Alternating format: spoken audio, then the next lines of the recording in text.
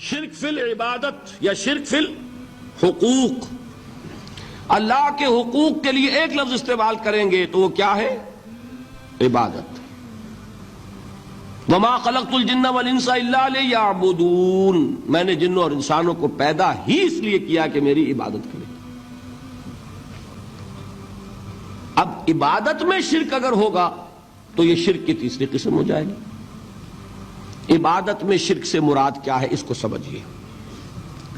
یہ میں پہلے بیان کر چکا ہوں عبادت کسے کہتے ہیں۔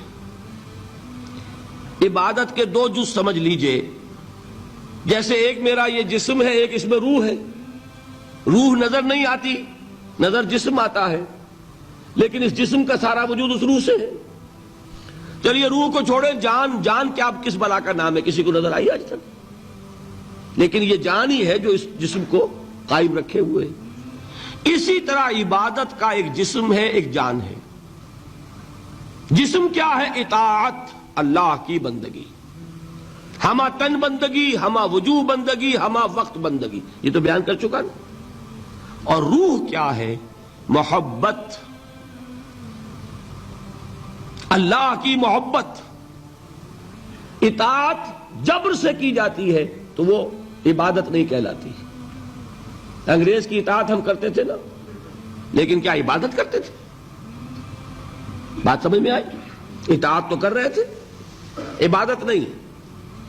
عبادت اس اطاعت کو کہتے ہیں جو کسی ہستی کی محبت سے سرشار ہو کر ہمہ وقت، ہمہ تن، ہمہ وجوہ کی جائے۔ تو جسد ظاہری کیا ہے عبادت کا؟ اطاعت، اور روح کیا ہے؟ محبت۔ اب ان دونوں کے اعتبار سے شرک کیا ہے، توحید کیا ہے، اس کو سمجھ لیجئے۔ اور یہ ہیں وہ چیزیں جو میں نے عرض کیا تھا کہ بالکل الجبرا کے فارمولوں کی طرح کی بات ہے۔ اطاعت میں توحید کیا ہے کہ مطاع مطلق صرف اللہ، ٹھیک؟ باقی ساری اطاعتیں اللہ کی اطاعت کے تابع۔ نفی نہیں ہے، والدین کی اطاعت کرو، لیکن جہاں والدین حکم دیں اللہ کے حکم کے خلاف، بات ختم، اطاعت نہیں ہوگی۔ بیوی شوہر کی اطاعت کرے، آپ اولو الامر کی اطاعت کریں، شاگرد استاد کی اطاعت کرے، مرید پیر کی اطاعت کرے، لیکن کیا پیر کو یہ بھی حق ہے کہ اللہ کے کسی حکم کو منسوخ کر دے؟ رسول کے کسی حکم پر اپنے حکم کو ور کرے، بالا تر رکھے؟ سمجھ میں آ گیا؟ اصول کیا ہے کہ اطاعت مطلق، unconditional, unlimited obedience is due only to Allah. All the other obediences are limited by His injunctions. اس کو حضور نے کیسے بیان کیا؟ لا طاعت لمخلوق فی معصیت الخالق۔ مخلوق میں سے کسی کی اطاعت نہیں ہوگی جس میں خالق کی معصیت لازم آ رہی ہو۔ جہاں اللہ کا کوئی حکم نہیں ہے آپ میرا حکم مان لیجئے، یہ شرک نہیں ہوگا۔ جہاں اللہ کا حکم ہے اس کے خلاف میں حکم دوں اور آپ مان لیں تو یہ شرک ہو جائے گا۔ بات سمجھ میں آ گئی کہ نہیں؟ اب اس کو اپلائی کیجئے۔ ایپلیکیشن بالکل انڈیویجول لیول پر کیجئے۔ پہلے اللہ کا حکم کیا ہے؟ فجر کا وقت ہو گیا، نماز پڑھو۔ نفس کا حکم کیا ہے؟ سو۔ آپ نے اطاعت کی نفس کی، آپ کا مطاع کون ہوا؟ نفس۔ اور اللہ کی معصیت میں ہوا کہ اس کے حکم کے تابع ہوا، تو آپ کا نفس کیا بن گیا؟ آپ کا خدا، معبود۔ یا غلطی ہے اس میں کوئی؟ اس شرک کو پہچانیے ذرا، کون بچے گا اب؟ بات سمجھ رہے؟ اگر تو وہ فارمولہ صحیح ہے تو پھر یہ اپلائی ہو گیا۔ اب آپ کے اندر اتنی ہمت ہونی چاہیے یا یہ سوچیے کہ فارمولے میں غلطی ہے. You can refer back. آئیے دوبارہ دیکھیے فارمولا صحیح ہے. لا طاعت لمخلوق، میرا نفس مخلوق ہے کہ خالق ہے؟ مخلوق. میں نے اپنے نفس کی اطاعت کی اپنے خالق کی معصیت میں، تو میرا مطاع کون ہوا؟ نفس. جو مطاع ہے وہی معبود ہے. میرا معبود کون ہوا؟ نفس. اس کو کہتے ہیں مولانا روم نفس ما ہم کم ترس فرعون نیست، لیکن اورا عون ایرا عون نیست.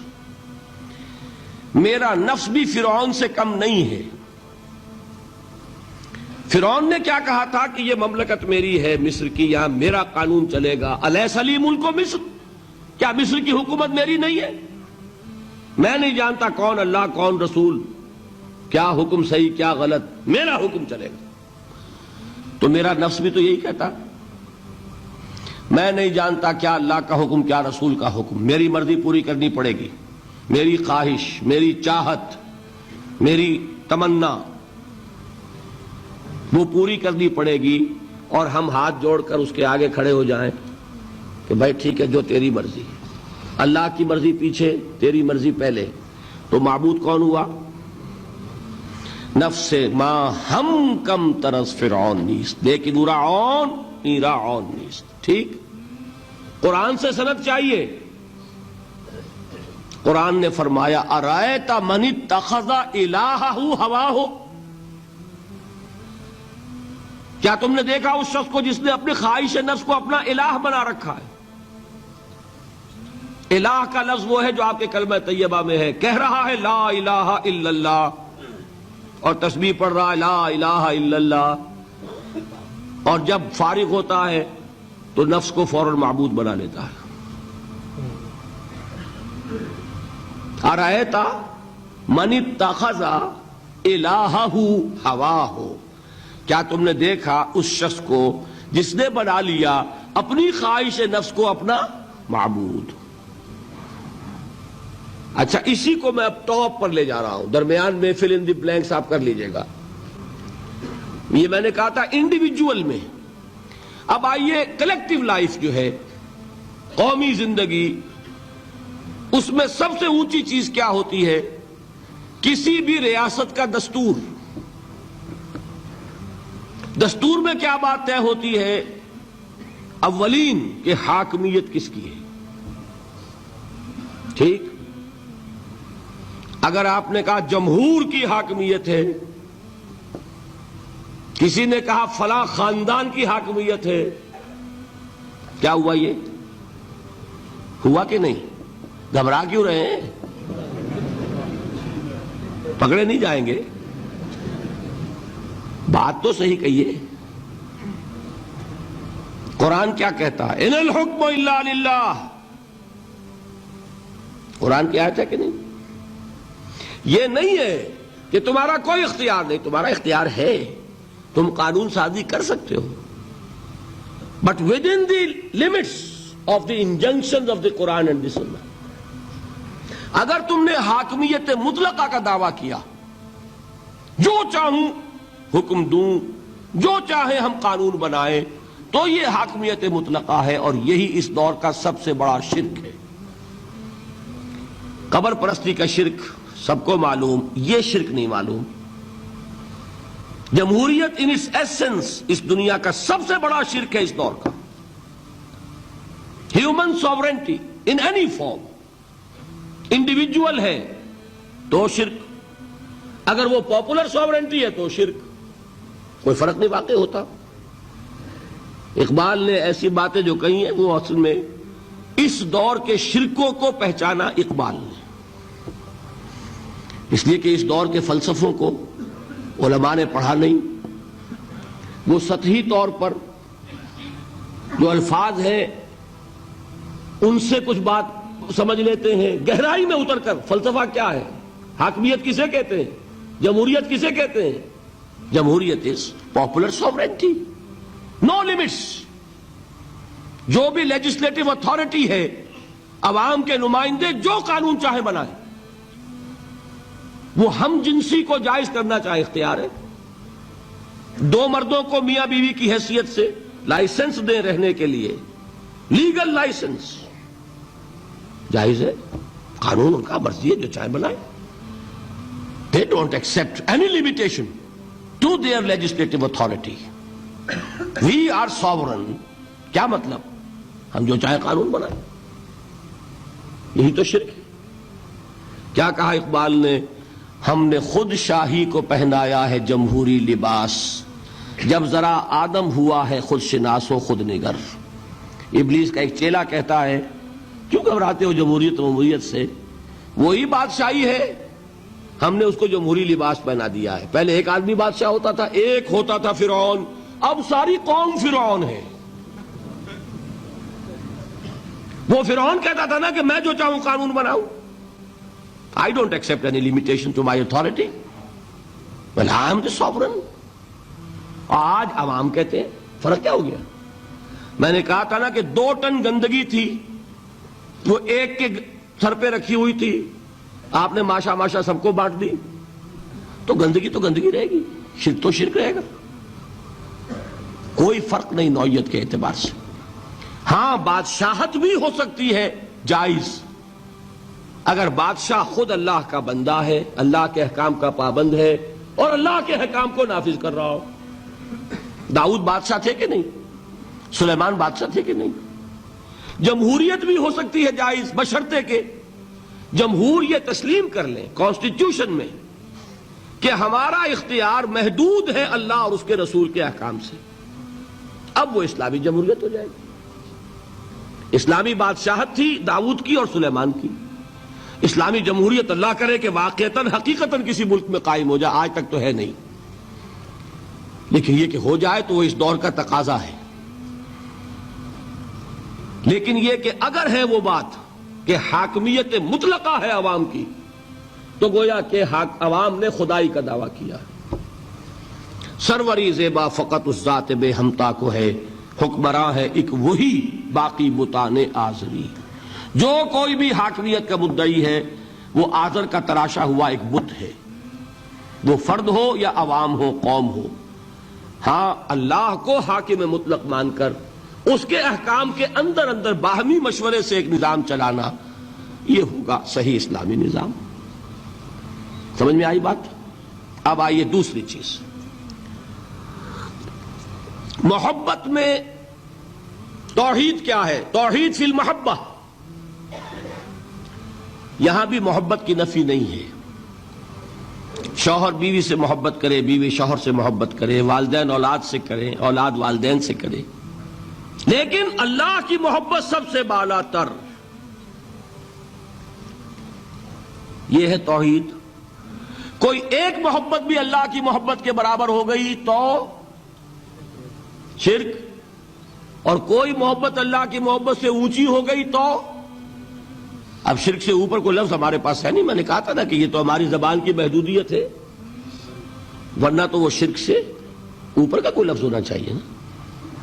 برابر ہو گئی تو شرک ہے. ہاں ساری محبت اللہ کی محبت کے تابع. توحید کیا ہے؟ والذین آمنوا اشد حبا للہ. اشد، اہل ایمان وہ ہے جو اللہ کی محبت میں سب سے شدید ہے. یہ نہیں وطن سے محبت کرو کوئی حرج نہیں، گھر سے محبت کرو کوئی حرج نہیں، بیٹے سے کرو، اولاد سے کرو، مال سے کرو، کوئی حرج نہیں، لیکن مال کی محبت اللہ کی محبت کے برابر نہ ہو جائے یا اس سے اوپر نہ ہو جائے. اولاد کی محبت اللہ کی محبت سے اوپر نہ چلی جائے. وطن کی محبت، قوم کی محبت اللہ کی محبت سے اوپر نہ چلی جائے. جو محبت بھی اللہ کی محبت کے برابر ہوئی یا اوپر گئی، یہ شرک فی المحبت. اور محبت روح ہے عبادت کی، تو یہ کیا ہے؟ شرک فی العبادت. فارمولہ ہے نا. اب اپلائی کیجئے ذرا.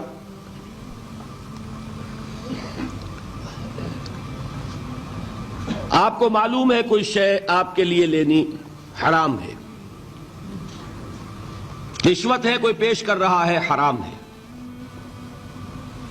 لیکن مال کی محبت کے ہاتھوں مجبور ہو کر آپ نے لے لی. محبوب تر کون ہے، اللہ یا مال؟ نہیں، اس معاملے میں کون ہے؟ وہ تو مال ہے نا. مشکل ہے، ماننا مشکل ہے. وہ تو چاہتے ہیں شرک کے موضوع پہ تقریر ہو تو بس وہی 2-4 مسئلے جو ہیں انہی پر دھواں دار تقریر ہونی چاہیے، ہمیں کوئی نہ چھیڑے. براہیمی نظر پیدا مگر مشکل سے ہوتی ہے، حوث چھپ چھپ کے سینوں میں بنا لیتی ہے تصویریں. باہر کے بت آپ توڑ دیں گے، یہ اندر جو بت خانہ آباد ہے اسے کون توڑے گا؟ مال محبوب تر ہو گیا اللہ سے تو آپ کا معبود حقیقتاً کون ہے؟ مال. آپ کو کیا کہا جانا چاہیے؟ زر پرست. دعویٰ کیا ہے؟ خدا پرستی کا. حقیقت میں ہے زر پرست. اور اگر دلیل چاہیے تو حضور کا فرمان تعس عبد الدینار وعبد الدرہم، ہلاک ہو جائے یا ہلاک ہو گیا درہم و دینار کا بندہ. کون ہے درہم و دینار کا بندہ؟ جس کے لیے درہم و دینار اتنے محبوب ہو جائیں کہ وہ اس کے لیے اللہ کے احکام کو توڑ دے. تو وہ کس کی بندگی کر رہا ہے؟ دولت کی. نام کیا ہے؟ عبد الرحمن. حقیقت میں کیا ہے؟ عبد الدینار. نام تو رکھنا آسان ہے، ماں باپ نے رکھ دیا. یہ محمد فرما رہے ہیں صلی اللہ علیہ وسلم عبد الدینار و عبد الدرہم. درہم و دینار کا بندہ، اور لفظ عبد. ٹھیک ہے، اب اپنا جائزہ لے لیجئے. اللہ تعالی ہمیں توفیق دے کہ ہم اپنے اندر جھانکیں کہ شرک کون کون سے ہیں، کہاں کہاں ہیں. حوث چھپ چھپ کے سینوں میں بنا لیتی ہے تصویریں.